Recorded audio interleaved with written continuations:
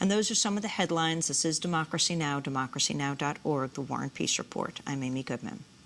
We begin today with the latest developments on gas drilling in the Marcellus Shale watershed, potentially the largest natural gas reserve in the country and the source of drinking water for 15 million people, including 9 million New Yorkers.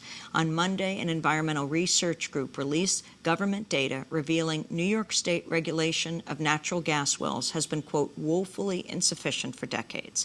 The upstate New York-based toxics targeting went through the Department of Environmental Conservation's own database of hazardous substances spills over the last 30 years. They found 270 cases documenting fires, explosions, wastewater spills, well contamination, and ecological damage related to gas drilling. Many of the cases remain unresolved. The findings are contrary to repeated government assurances that existing natural gas well regulations are sufficient to safeguard the environment and public health. Well, the New York Department of Environmental Conservation didn't respond to our request for comment. They told the Ithaca Journal, however, that spills from the oil and gas industry constituted a very small proportion of the total number of spills recorded in the past 3 decades, adding that such accidents are rare.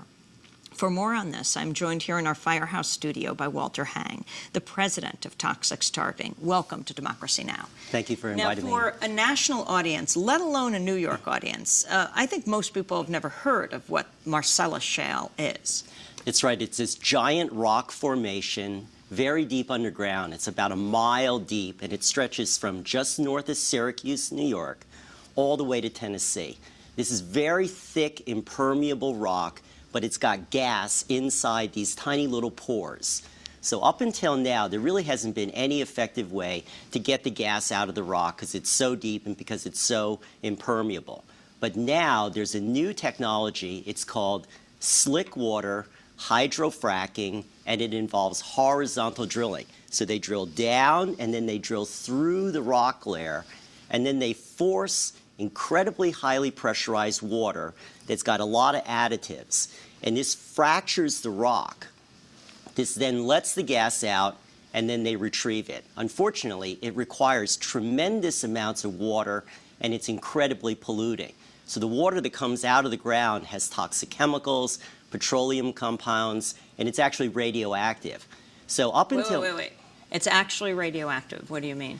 Believe it or not, when the water gets drawn out of this deep rock formation, there's radon, there's uranium. So the water that comes out is radioactive, as well as toxic contaminated. So one of the key problems is, what do you do with all this wastewater?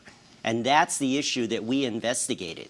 So New York has had natural gas drilling for almost 200 years. And everyone at the state government and industry level has said, we've never had a problem. We've been drilling, it's reliable technology, no problems. When we looked at the state of New York's own data, however, we found, again, fires, explosions, huge uncontrolled releases of wastewater that went into people's drinking water, went into wetlands, streams. Many of these problems haven't been cleaned up, even after decades. Arguably, the worst case was in Freedom, New York. Someone named Dale Fox was drilling a vertical well, and he hit a gas pocket.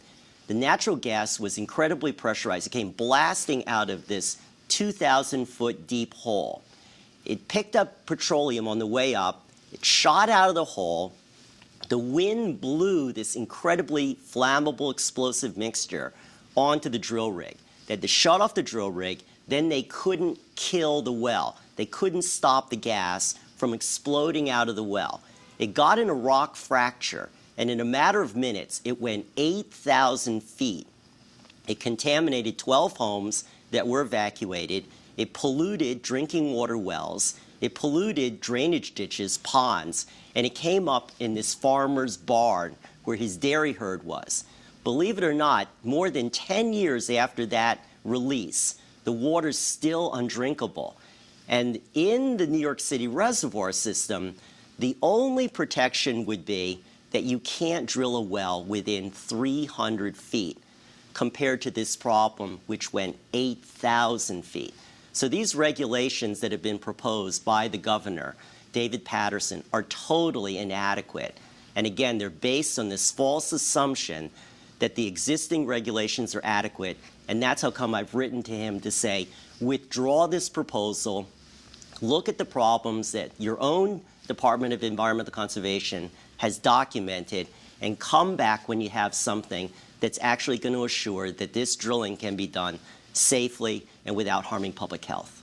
I have seen images that you've posted on your website of water lighting up, being flammable, water catching fire. This is just incredible. About a year ago, actually a little bit more than a year ago, basically a Vietnam vet living in Candor, New York, had discovered that even though he'd lived in the same house since 1962, his water started to release gas, and he discovered that you could light it. And he was immediately east of an area where they had begun drilling. So last January, he complained to the Department of Environmental Conservation. He said, hey, my water is flammable. I can light it. Instead of the flame going out, it lights up. It lights up. I mean, you will literally turn on the water will start coming out of the faucet, and then it'll like burp gas. And if you hold a match to it, it literally ignites. So the incredibly shameful thing is that the Department of Environmental Conservation did not even come to look at this situation. They simply told this disabled vet, Mr. Mayor, don't drink the water, and that was it. And the key thing is, they said this reported problem was administratively closed out, and it met the applicable cleanup standards. They didn't do anything, but they said it met the cleanup standards.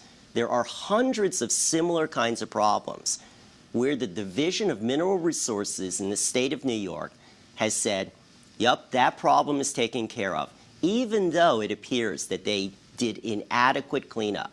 And some of these problems, again, have been going on for decades. When you describe, for example, the herd of cows, when you describe all the houses that had to be evacuated, what happens to these families? What happened to the cows? What happened to the water? You said that it was permanently polluted? The day of the gas release, I asked one of the people whose wells got contaminated, I said, how did you know that your water got polluted?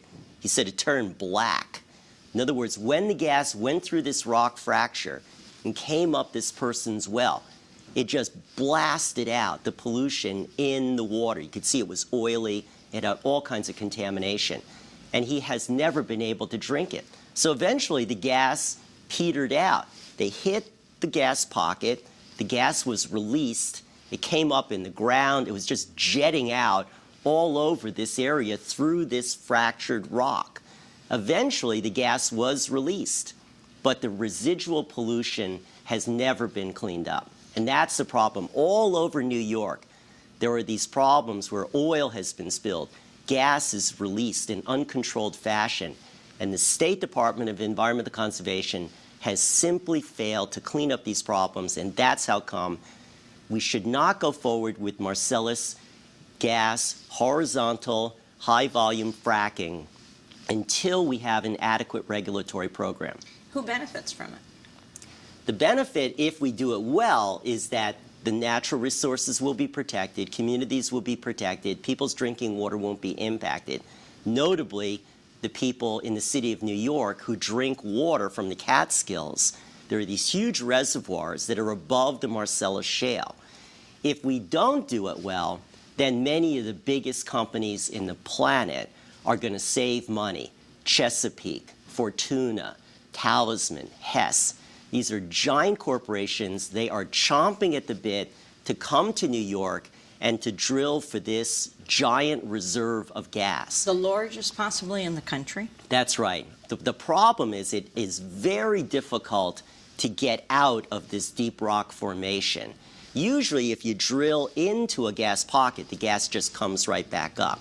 But this requires this incredibly polluting hydrofracking, where they pump this liquid under tremendous pressure into the rock, and it just explodes out maybe as far as 3,000 feet, shattering the rock, and then sand gets injected into the little fractures.